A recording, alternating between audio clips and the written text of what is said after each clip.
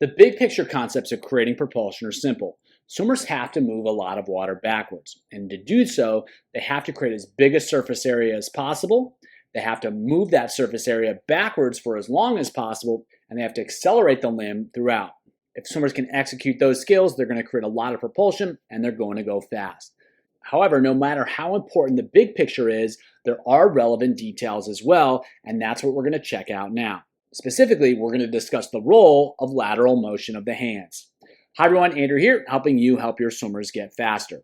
While swimmers definitely need to move water backwards in order to go forwards, you'll notice that swimmers don't pull directly backwards. There's definitely some side-to-side motion throughout the stroke once the hand enters the water. The question is, why is that the case, and whether swimmers should emphasize it in order to create more propulsion. Let's check it out. In general, after entry, the hands are going to move out a little bit, they're going to move in a little bit, and then they're going to move back out a little bit. The question is, why is that the case? Are swimmers trying to create certain forces, or are they simply trying to reposition the arm in order to be most effective in order to create propulsion backwards so they can move forwards? I think it's the latter, and we're going to take a look at why I think that's the case. So if we watch here, what she's going to do, she's going to enter with that hand straight in front, and then in order to get the arm positioned so that the hand is down, the elbow is up, and the forearm is facing backwards, she necessarily is going to have to slide the elbow and therefore the hand out to the side. And so that's what we see. We see that really great hook position, that really great catch position. You can't do that with a straight arm. The only way that's going to happen is if the elbow moves out to the side and the hand is going to get dragged along for the ride. And so that's why you see a little bit of lateral motion out to the side in the front of the stroke. And as a quick detour, if you notice most freestylers, like you see here, enter pretty much straight in front of the shoulder.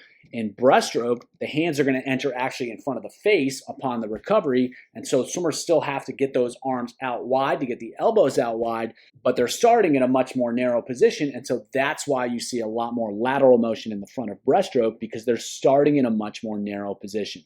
We'll take a look at that a little bit later, but I wanted to plant that seed here. So she sets up the stroke, she gets out wide, and then we'll watch the hand comes into the body right there. And so why does that happen? Well, remember, that elbow is out to the side. And in order to pull the arm backwards, the muscles of the chest, the muscles of the back are going to contract. And the way they contract is they pull the elbow into the side. And so as a result, if the elbow comes in, well, the hand's attached to the elbow. So in comes the elbow, boom, in comes the hand. And so it's not, again, the hands aren't necessarily trying to scull or anything like that. They're just following the path of the elbow. And the elbow needs to come into the body because that's where the strongest muscles contract. That pulls the arm backwards, and that moves the swimmer forward. So again, this inward motion isn't a scull. It's the contraction of the strongest muscles, pulling the arm back and in, and so the hand moves back and in. You can't really pull back. You can't contract those muscles while keeping the elbow out. It has to come into the body, and so the hand gets dragged along as well. Now, once the elbow gets pulled in, the hand gets pulled in, the hand's going to be relatively under the body.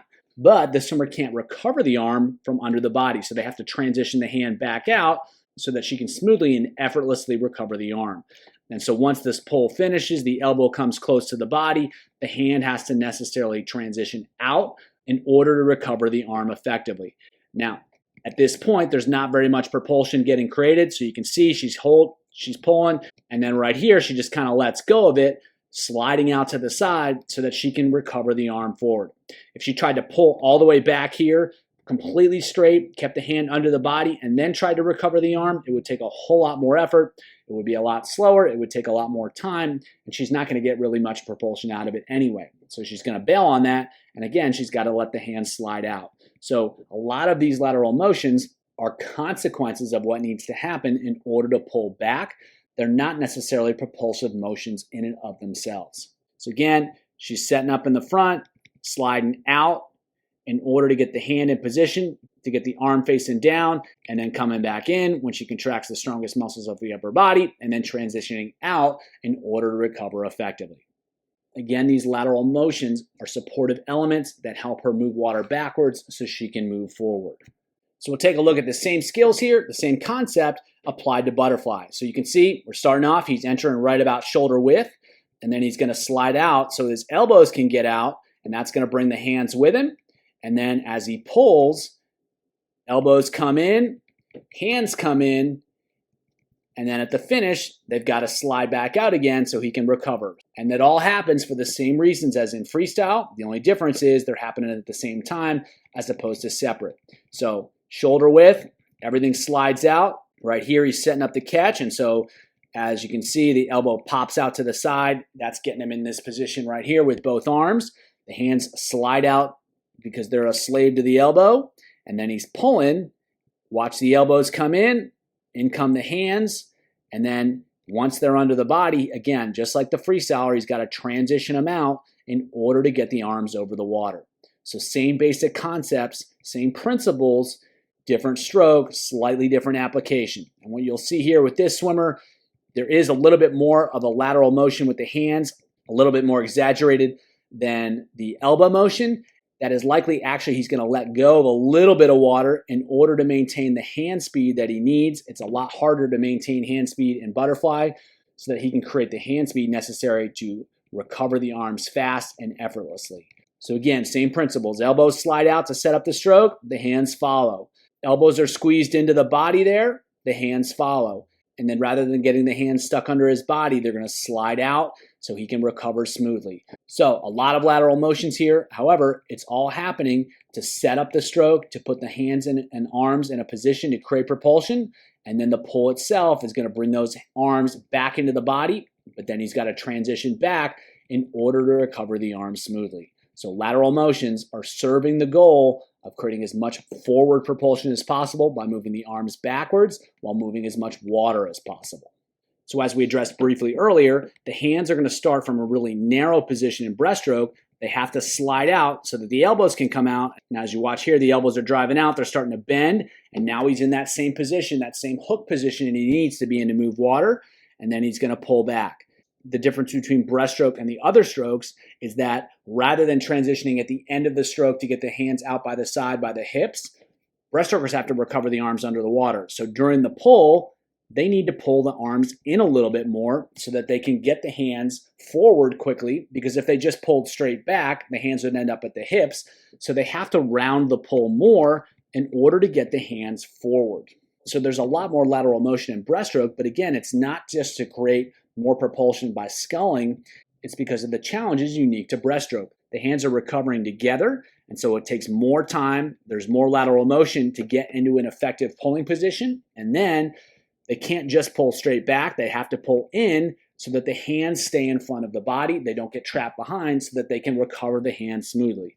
They can still get a ton of propulsion here, but they don't suffer the penalty of pulling back and then having to recover forward if they just round off the pull. So doing so is the smoothest way to recover quickly while still getting as much as possible out of the pull.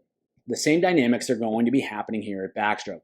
She's going to enter straight over the top in order to maintain her alignment, but if she pulls from that position, she's not going to do anything. The hand's pretty much at the surface. There's no surface area to pull with, so she won't go anywhere or do anything. So she's got to get the arm out to the side in order to get in a position where she can get the arm facing backwards. So if you see here, now her hand is way out to the side. She's not sculling, she's repositioning the arm, so you can see the forearm, the whole arm is facing backwards, and then she's going to pull, and then that elbow's out to the side. Remember we talked about in the other strokes, it's got to come into the body to power the pull. That's what happens there, and as a result, the hand gets pulled into the body. From that position, she can just go straight up over the top and recover the arm. So again, a lot of lateral motion. If you just follow the hand path, you'd think she's doing all sorts of sculling, but she's basically entering right there, getting the hand wide to set up the stroke, pulling straight back, and by pulling, that elbow is going to come into the body. The hand comes into the body as well. She finishes the stroke, and then she just recovers. So again, lots of lateral motion, and by setting up the pull, they have to create a big surface area to move water with, and to execute the pull, they have to use the strongest muscles. In backstroke, that means getting the arm out wide to get a great surface area, and that means pulling the elbow back into the body to use the strongest muscles of the upper body. If you want to learn more about how elite swimmers create propulsion in all the strokes, check out the video below.